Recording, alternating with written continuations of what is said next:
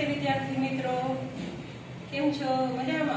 हाँ, आज हम 12वीं कक्षा हिंदी की कविता 5 भारत रत्न भरत सीखेंगे, जिनके कवि है जयशंकर प्रसाद। भरत ने તમે ઓળખો છો કે જેના નામ ઉપરથી આપણા ભારત દેશનું નામ ભરત પડ્યું। આ ભરત કોણ હતા? શકુંતલા અને દુષ્યંતના પુત્ર હતા અને બહાદુર હતા। તેઓ કર્ણસિંહ આશ્રમમાં રહી અને શકુંતલાએ મોટા કર્યા। ભરત છે એ જંગલોના સિંહ, મોર એ બધા સાથે રમત રમતો અને એક વખત એને સિંહને કહ્યું, આલા સિંહના બચ્ચાને કે તારું મોઢું ખોલ, મારે તારા દાંત ગણવા છે। એમ કરીને એનું મોઢું ખોલ્યું તો સિંહની માં છે સિંહણ એ તો ગુસ્સે થઈ એને કહ્યું, એ આવી કે દૃષ્ટતા રાખી કે એ મારા છોકરાને મોઢું ખોલ્યું। એમ કરી એને યારે વાર્તાલાપ કરે છે। એના વિશેની આ કવિતા છે કે આ જે ભરત હતા એ કેવા બહાદુર હતા કે સિંહને પણ કહે છે કે તારું મોઢું ખોલ, મારે દાંત ગણવા છે। ને આપણે અત્યારના વિદ્યાર્થીઓ કેવા છીએ, તેના છોકરા કેવા છે, બિલાડી હોય કે બકરી હોય એનાથી પણ બીએ। એટલે આપણે કેવા બનવાનું? બહાદુર ભરત જેવા। પહેલા આપણે કવિ પરિચય સાંભળશું। કવિતા 5 ભારત શિર રત્ન ભરત। કે ભારત શિર રત્ન એટલે કે ભારતનું જે મુકુટ છે એ કોણ છે? ભરત। कवि जय शंकर प्रसाद। छायावाद के प्रमुख कवि, नाटककार और कहानीकार जयशंकर प्रसाद का जन्म काशी में एक सुप्रतिष्ठित वैश्य सुंदरी साहू के परिवार में हुआ था। 12 साल की उम्र में पिता के निधन से परिवार पारिवारिक जिम्मेदारी की वजह से मिडिल के आगे पढ़ाई न कर सके। उन्होंने संस्कृत, फारसी, उर्दू और अंग्रेजी का अध्ययन घर पर किया। ये सुदर्शन वे दर्शन, पुराण, इतिहास एवं पुरातत्व के विद्वान थे। प्रसाद जी की बहुमुखी प्रतिभा के धनी थे। छायावादी कविता को उन्होंने विकास के उन्नत शिखर तक पहुंचाया। कामयनी उनकी सर्वोत्कृष्ट रचना है। इसके अतिरिक्त लहर, झरना एवं आंसू उनकी उत्तम काव्य कृतियां है। चंद्रगुप्त, स्कंदगुप्त, धूमसामिनी तथा अजातशत्रु उनके श्रेष्ठ नाटक है। कंकाल तथा तितली उनके 2 उपन्यास है। आंधी एवं आकाशदीप उनके कहानी संग्रह है। प्रसाद जी मुख्यतः प्रेम और सौंदर्य के कवि हैं। उनकी कविताओं में लौकिक प्रेम की अभिव्यंजना, प्रकृति एवं नारी सौंदर्य का चित्रण, प्रभु के प्रति आत्मनिवेदन और भारत के गौरवमय अतीत के प्रति आकर्षण व्यक्त हुआ है। इनकी भाषा से अत्यंत प्रौढ़, परिष्कृत और साहित्यिक है। प्रस्तुत कविता चित्राधार से ली गई है।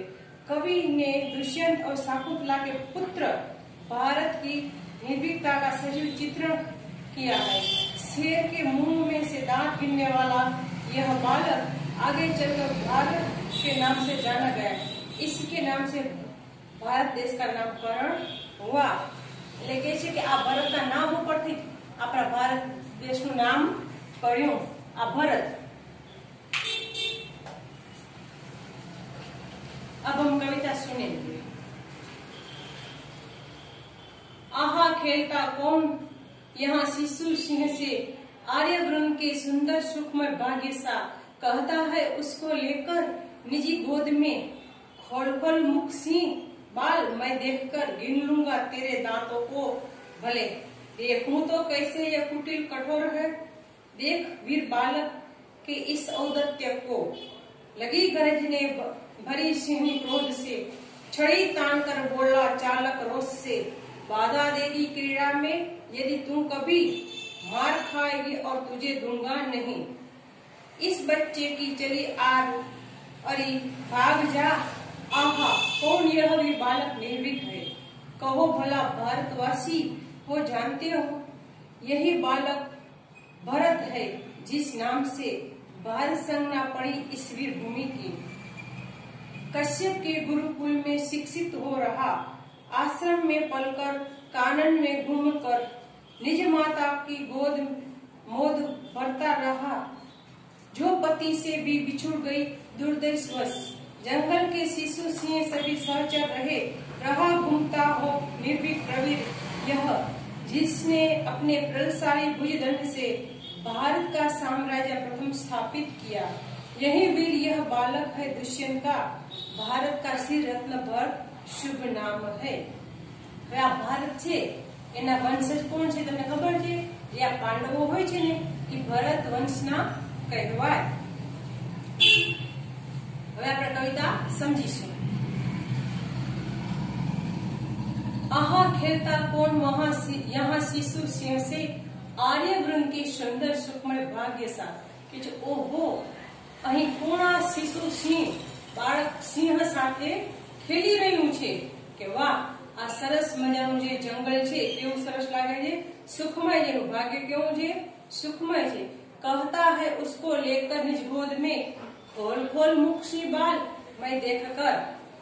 હવે શું કહે છે કે આ નાના સિંહ શિશુને લઈ અને પોતાના ખોળામાં બેસાડે છે અને ભરત કહે છે ખોલ ખોલ તારું મોઢું ખોલ, મારે તારા દાંત ગણવા છે, જો તો ખરો કે તારા મોઢામાં કેટલા દાંત છે।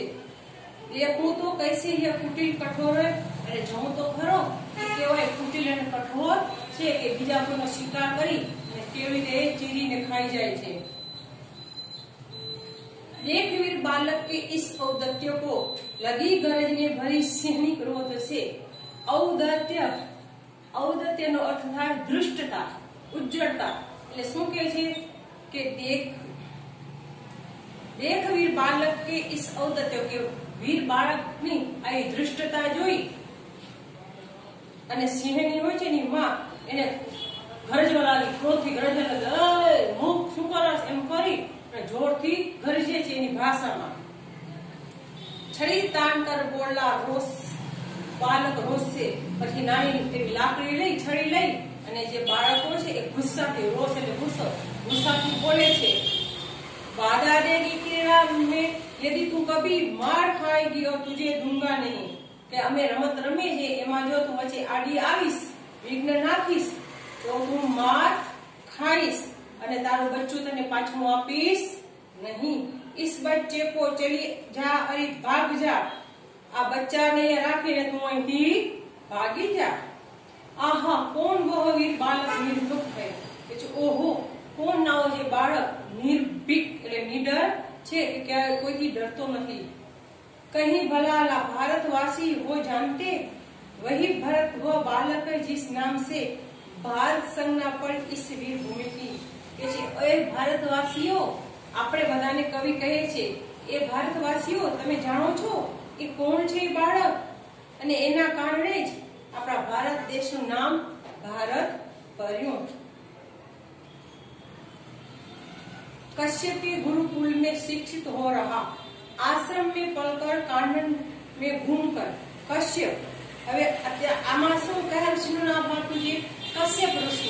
એટલે મારા કાળ પ્રમાણે તમે 11મા ધોરણમાં સંસ્કૃતમાં કે કંઈક ભણ્યા છો તો તેમાં કયા ઋષિનું નામ આપેલું છે? કર્મ। અને કર્મ અને કશ્યપ ઋષિ નું નામ બે અહીં એક બતાવેલા છે કે 11મામાં તમને કર્મ ઋષિનું નામ આવે છે અને 12માની કવિતામાં કશ્યપ એટલે કે છે કશ્યપ ઋષિના આશ્રમમાં ભણી મોટો થાય છે આ છોકરો। કાનન, કાનનનો અર્થ થાય જંગલ, કે જંગલમાં એ ફરતો હોય છે, આખા જંગલનો જાણે કે માલિક, સિંહ વાઘ ચિત્તા કોઈ એવી તો નથી। નિજ માતા કી ગોદ મોદ ભરતા રહા, નિજ એટલે પોતાની, પોતાની માની ગોદમાં બેસી મોદ, મોદનો અર્થ થાય આનંદ, કે પોતાની માને આનંદ આપે અને પોતે પણ આનંદ લેતો કે મારના ખોળામાં। જો પતિ સે बिछुड़ गई दुर्दिवस, અને જે સ્ત્રી જે શકુંતલા હતા એની માતા એ પોતાના પછી પતિથી બિછડી ગઈ હતી, અલગ થઈ ગઈ હતી। કે કેવી રીતે? કે પોતાના નસીબને વશ, કારણ કે શકુંતલાએ દુષ્યંતની સાથે ગાંધર્વ વિવાહ કર્યા હતા, એટલે ગુપ્ત રીતે લગ્ન કર્યા હતા। શકુંતલા છે એ વિશ્વામિત્ર અને મેનકાના પુત્રી। जंगल के शिशु सिंह सभी सहचर रहे, અને જંગલના જે બધા સિંહ હતો એના બધા સહચર એના ભેગા હરતા ને ફરતા। रहा घूमता हो निर्भीक प्रवीर यह, અને બધાની સાથે પ્રવીણ એવો પ્રબલશાળી થઈ અને ફરતો, કોઈનાથી બીતો डरतो नहीं।